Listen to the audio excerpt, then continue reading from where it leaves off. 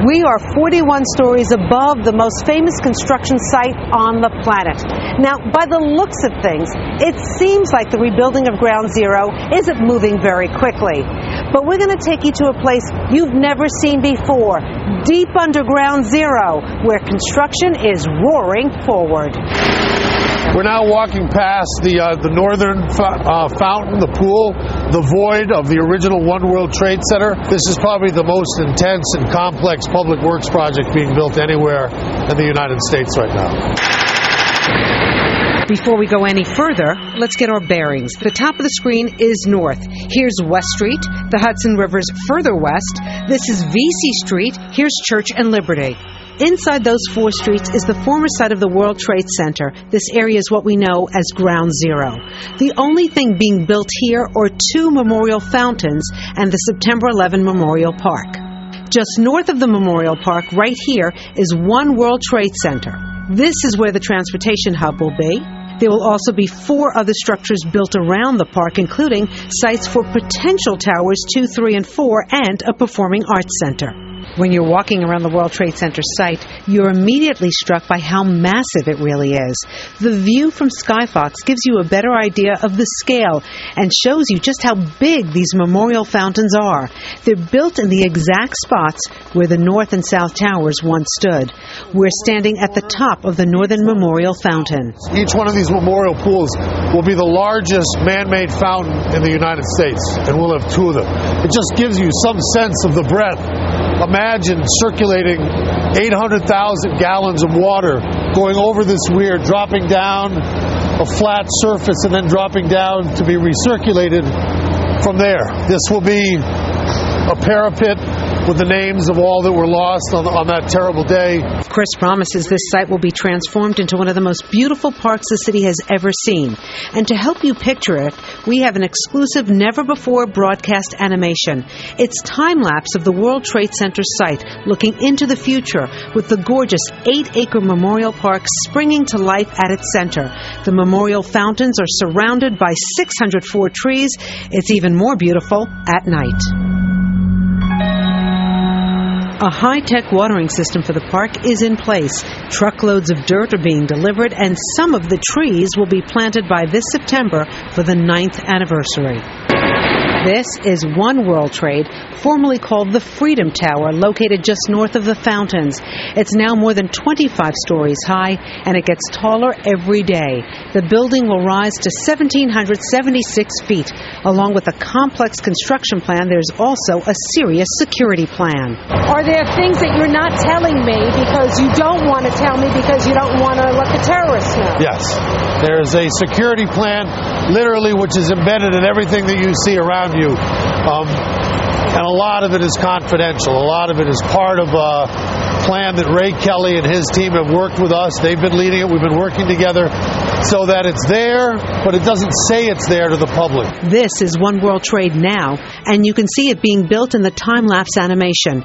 It will require 1 million square feet of glass, and when it's finished in 3 years, it will be the tallest building in New York City. But the reality is a lot of work can't be seen from above. You actually have to go deep under the World Trade Center site to see it. And for the first time ever, Fox 5 is taking you 7 stories underground. This is as low as you can get. We're at the floor of the museum. It gives you some sense of the size. The space is enormous and will span 13 acres. We're now literally walking underneath the southern pool. It's above us, so we are in the space where the second tower stood. So you can get a sense of where we are, this is the Southern Memorial Fountain from above. We are directly below it, underground. So when people are down here, they're going to be looking up and realize that's the foundation of the second tower, the box of the South Pool. So this is what people haven't seen. This is where the survivor staircase is going to stay? Yes, this is its permanent location. It had to have been moved twice. It's now in its permanent location. It will be married with an escalator on one side and a set of stairs that bring you down to the museum floor. We're literally standing in the middle of the museum space. This will be the great hall that people will first experience the museum when they come from the plaza down below. You can see the new bathtub wall Those tiebacks keep the Hudson River where it belongs, over there. The original tiebacks for the original bathtub will be exposed so that the people can see what it looked like following the days of destruction. Perhaps most importantly in this white box is the last column, which was the column that was cut by the iron workers that had all of the names and written on it, some of the Union stickers, some of the remembrances that people had left there. It was cut, removed. The Port Authority restored it. What you see here that is going to be preserved for the museum experience is the original footings of the Twin Towers. This is where the steel came down and was the foundation that locked all of the building to the ground. And so they are an important part of the narrative for people when they come and think about that day. The museum is slated to open in 3 years. Now you're looking at the future location of one of New York City's largest transportation hubs. It looks like a canyon because workers have already removed 60 tons of soil, concrete, and steel. It's 7 stories deep, located right across Church Street from the Millennium Hotel. It's called the East Bathtub, but it will become a complex foundation that will connect 12 subway lines and the PATH train. What's being created is an underground passageway that will travel from Fulton Street and Broadway, pass through the bathtub, continue under the site, and lead to the World Financial Center and the Hudson River waterfront. In this time-lapse animation, this is One World Trade. Right here is the Millennium Hotel. This area is exactly where the East Bathtub is located, and you can see the top of the transportation hub springing out of it. How do you know every day you're making the benchmarks? With modern construction technology, we literally have this project completely embedded in a software schedule, which on a 3D CAD literally shows how much steel you should hang for one day, how much concrete needs to be placed, and every single day we check off the box. Did we make our schedule? Did we miss our schedule? In this incredible animation that has never been shared with you until now, you can see the future. It starts street level on Fulton and Broadway, heads west and plunges underground into the new Fulton Street subway station. You're now flying across the 4 line through the station into the Fulton Street Transit Center with connections to more subway lines. Then you enter that East Bathtub area, only it's now a spectacular climate-controlled transportation hub designed by the architect Santiago Calatrava. It holds 500,000 square feet of retail space and connects to the PATH train system. Then it continues through a transit hall that leads you further west to the World Financial Center and the Winter Garden. Ultimately, it will connect you to the Hudson Riverfront. This will be the new downtown. People will be scurrying to work on a rainy day. There'll be family members who are here thinking of their loved ones. There'll be office workers having lunch. There'll be tourists visiting downtown, that you can just begin to get a sense of the size and breadth of what downtown was finally going to be. Here's the East Bathtub now, and it's projected to look like this in less than 4 years.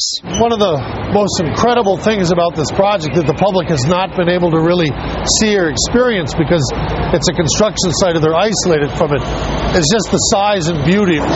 What's it like for you to be working here at Ground Zero? I was with the Port Authority on 9/11. For me,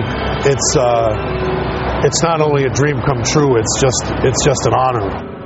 Wow. Amazing tour. And look who's here. Hi. Rosanna joins us. That was amazing. Thank really you. We had inspiring. incredible access. I want to thank the Port Authority for all the access we got to the site, as well as Brookfield Properties as well. But it was so emotional to be back down there. I don't know. You know, we all covered 9/11, and for so many years, I mean, you almost didn't want to look at that site. It brought back such painful memories. It's very difficult when you think about the memories, as you mentioned, that we all have of being there and how emotional it is. And now you go back, but you know, it's sort of mixed for you because you're going back with all of what you just described, and yet there's this newness that many of the families are looking for as well. You know what I found about it? That I was concerned. I mean, like a lot of the families were concerned, a lot of bureaucratic red tape getting this as far as they got so far.